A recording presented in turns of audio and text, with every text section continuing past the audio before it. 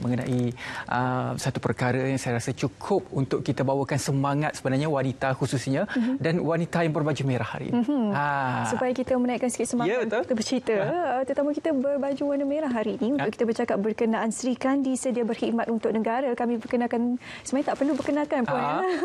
Okey, iaitu YB Datuk Sirina Harun selaku Menteri Pembangunan Wanita, Keluarga dan Masyarakat menemani kami hari ini di studio Saat Pagi Malaysia untuk kita bercerita berkenaan program Sri Kandi ini. Apa khabar Datuk Sri? Sihat? Baik, alhamdulillah. Terima kasih kerana studio bersama kami. Jadualnya pasti padat untuk ke Parlimen pula lepas ni. Ya, betul. Okey, sangat mendebarkan. Tapi sebelum kita sampai ke debaran tersebut, kita cerita sikit sebanyaklah berkenaan dengan program Sri Kandi ini.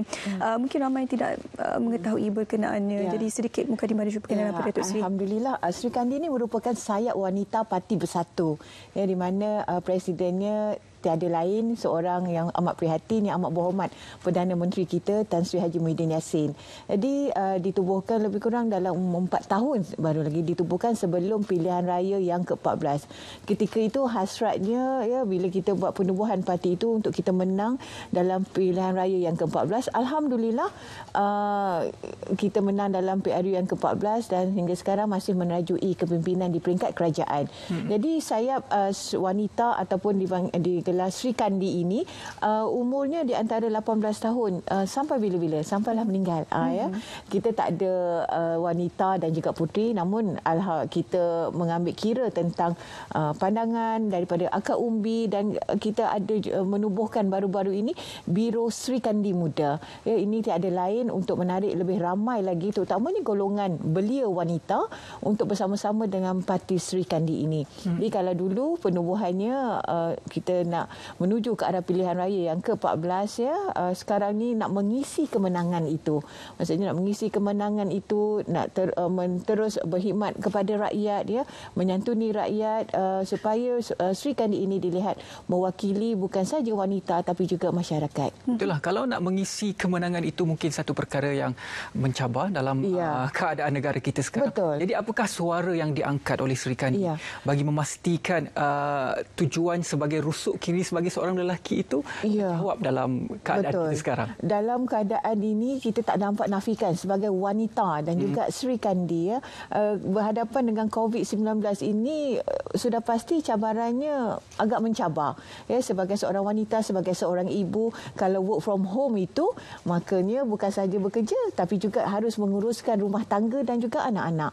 Dan dalam keadaan ini Sri Kandi ini berperanan membawa suara wanita, sebab banyak juga yang saya dapat maklumat, terutama sebagai Menteri Pembangunan Wanita, Keluarga dan Masyarakat. Maklumat ni juga saya dapat bagaimana untuk menambah baik perkhidmatan ini adalah daripada suara mereka juga. Dalam keadaan sekarang ini ramai yang terjejas, yang kurangnya pendapatan dari segi kebajikan dan sebagainya.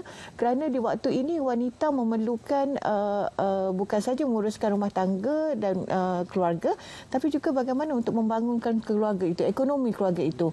Dalam keadaan sekarang ni ramai yang stres, ada isu-isu juga, aduan yang kita terima. Ini juga yang saya dapat daripada ahli-ahli Sri Kandi. Dalam ramai-ramai ahli yang menyertai Sri Kandi ini, bagaimana sebenarnya data-data dan juga analisis suara mereka ini apabila mereka berikan pandangan dan sebagainya akan dianalisis dan akan diberikan tumpuan terlebih dahulu, kerana ialah isu berkenaan wanita ini bermacam-macam. Jadi yang perlu diberikan keutamaan tu pasti analisis yang akan diberikan terlebih dahulu. Kita akan menghadapi Perhimpunan Agung Tahunan Sri Kandi pada hari Sabtu ini yang akan dijalankan secara maya, secara online, dan ini juga merupakan satu platform di mana kita mendengar suara daripada akar umbi juga. Kita tahu selain daripada itu kita turun Padang berjumpa dengan mereka, dan selain ini merupakan juga satu platform sebagai untuk kita membawa suara wanita ini. Nak tak nak saya kena tekankan, kita perlukan 30% pemimpin datangnya daripada wanita. Ini dari segi sudut politik. Kita mahukan 30% kalau nak ada pilihan raya yang ke-15, kita nak ada kota untuk wanita. Bukan saja mereka ini jadi calon, tapi kita nak pastikan mereka juga bukan hanya jadi bekas calon, tapi juga akan menjadi yang berhormat dan yang berkhidmat nanti. Dari segi sasaran keahlian bagaimana? Saya difahamkan pada tahun 2018 sasaran keahlian 20,000 meningkat pada 200,000. Dan bagaimana untuk tahun-tahun mendatang? Ya, sebelum ini tahun 2018 dalam tempoh 2 tahun kita dah daripada 20,000 sekarang ahli kita hampir mencecah 200,000. Jadi saya sasarkan paling kurang 1 juta ya dalam tempoh masa 5 tahun ini supaya kita nak lebih ramai lagi wanita ini bersama dengan kita kerana keahlian ini juga penting ya kerana mereka ini juga bila semakin ramai maka mereka ini akan lebih ramai lagi yang boleh turun padang untuk menyantuni rakyat dia berkhidmat untuk rakyat dia bukan saja berkhidmat untuk rakyat tapi mereka juga menjadi mata dan telinga bagi pihak kerajaan ya untuk mengutarakan isu-isu yang berkaitan khususnya wanita. Datuk Seri, bagaimana wanita-wanita yang menyertai program-program yang dikeluarkan di bawah Sri Kandi ini boleh membina kredibiliti mereka dengan lebih mantap sebagai seorang wanita? Ya, sebab kita di sini dalam waktu PKP ini agak terhad sikit tapi kita nak membangunkan wanita ini dari segi kepimimpinannya, dari segi leadershipnya, dari segi keupayaan dia itu pemekasaan dia bukan sahaja dari segi kepimpinan, dari segi bentuk ekonomi dan ini yang kita cuba bangunkan daripada kepada setiap Sri Kandi ini. Jadi Sri Kandi ini nama pun Sri Kandi, pejuang, nama pun Sri Kandi ini sudah pasti ada berhadapan dengan getir, cabaran, dugaan dan sebagainya. Namun semangat ini perlu diterapkan dari masa ke semasa sebab kita nak lahirkan lebih ramai lagi pemimpin. Saya kadang-kadang di parlimen itu kan kita nak lebih ramai lagi suara wanita supaya boleh dibawa ke peringkat yang tertinggi. Ya, suara yang cukup keramat sebenarnya suara wanita. Cuma apabila kita bercakap mengenai pimpinan itu kita tidak pernah lepas untuk kita berbicara mengenai pilihan raya umum. Jadi peranan Sri Kandi sebelum dan selepas PRU itu perlu bagaimana?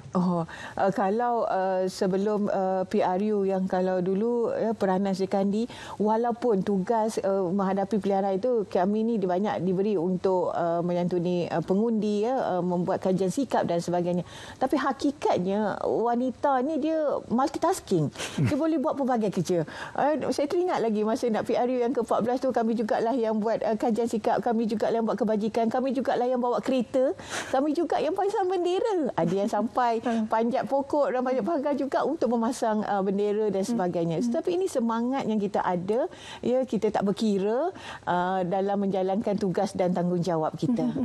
Apa antara perkara yang dilakukan untuk memperkukuhkan lagi Sri Kandi ini di mata antarabangsa? Ialah ini antara persatuan yang kata barulah ya. Jadi mungkin kalau kita pergi keluar negara orang cerita berkenaan Sri Kandi mereka mungkin tidak berapa mengenali berkenaan dengan Sri Kandi. Jadi apa perkara sebelum ini sebenarnya kita ada juga kerjasama kita ada juga lawatan daripada Singapura, daripada Indonesia juga untuk menjalinkan hubungan yang ini supaya kita dapat bertukar-tukar fikiran, mempelajari daripada mereka yang dah lama.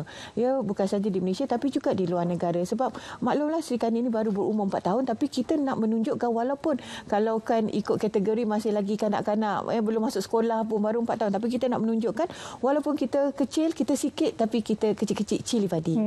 Jadi selaku Menteri Pembangunan Wanita, Keluarga dan Masyarakat, ada isu yang harus diberi fokus terutamanya pada era baru ini.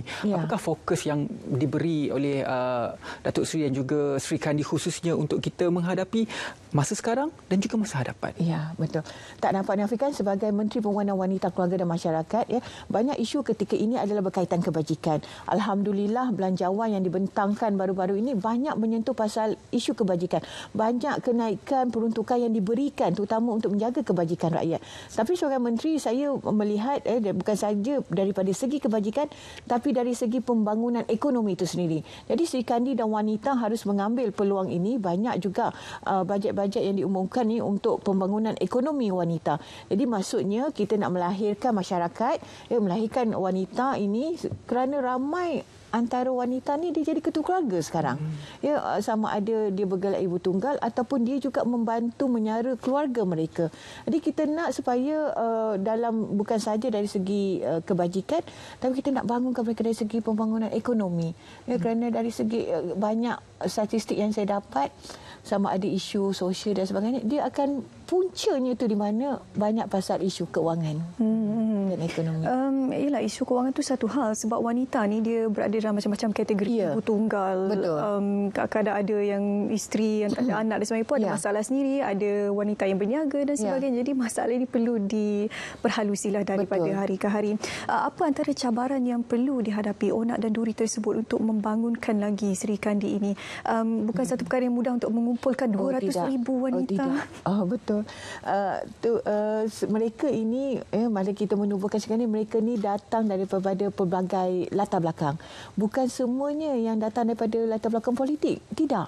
Ada daripada NGO, ada yang tak pernah langsung menceburi bidang politik sebelum ini. Ada juga yang dulu saya masih teringat lagi, walaupun umur dia ketika itu dah 30 tahun lebih, tapi merupakan pengundi kali pertama mengundi masa PRU yang ke-14. Jadi mereka ni datang daripada pelbagai latar belakang dan sudah pasti cabarannya bagaimana untuk menyatukan mereka ini dengan mempunyai matlamat visi yang sama. Ya, matlamat visi yang sama walaupun mereka ni datang daripada pelbagai latar belakang background dan sebagainya.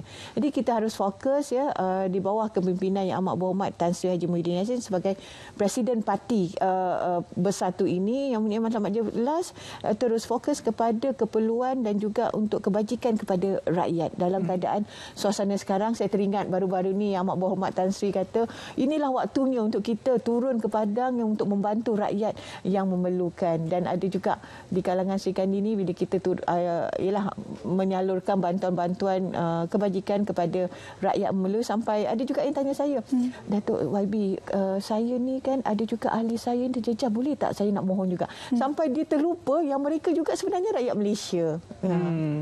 Jadi Datuk Sri, bajet 2021 hari ini akan berlakunya proses pengundian. Mungkin gambaran Datuk Sri terhadap bajet yang telah pun diberikan khususnya kepada Kementerian Pembangunan Wanita yang mengangkat suara wanita dan juga kebajikan masyarakat. Ya, untuk pertama kali ini saya lihat bajet yang besar diberikan kepada Kementerian Wanita.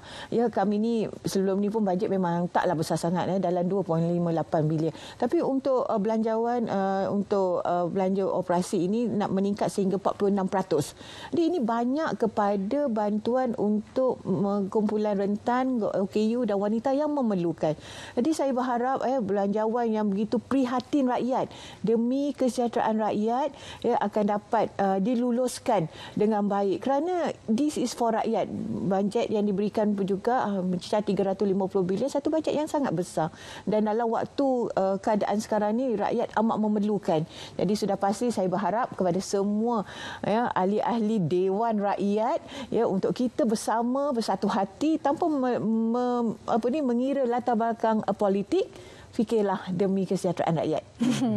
Okey, itulah harapan yang disuarakan oleh Datuk Sri Rina Harun sendiri. Mungkin yang di hujung-hujung minit terakhir kita di slot pagi ini, bagaimana untuk wanita di luar sana yang berumur 18 tahun ini boleh menyertai Sri Kandi? Ya.